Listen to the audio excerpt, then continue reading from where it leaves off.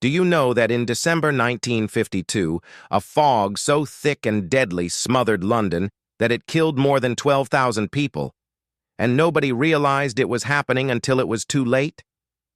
It began on December 5th. A cold front trapped the city under still air. As Londoners burned coal for warmth, smoke and soot couldn't escape into the sky. Instead, they mixed with natural fog, turning it into a poisonous yellow haze. Within hours, the city disappeared beneath a blanket of darkness. Visibility dropped to a few feet. Buses stopped. Ambulances couldn't move. People walked with arms outstretched, gasping for air that smelled of sulfur and coal.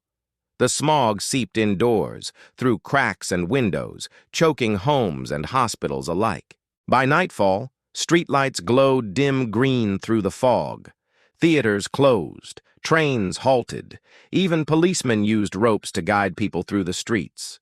In hospitals, patients suffocated as the toxic air thickened, especially the elderly and infants. For 5 days, London was trapped inside its own breath. When the wind finally returned on December 9th, the fog lifted, and horror remained. Thousands were dead, and thousands more would die in the following weeks from lung failure.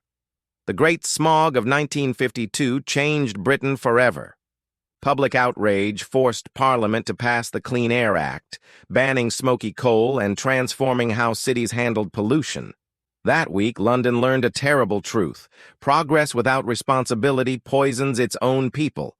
A fog that looked like weather was actually man-made death.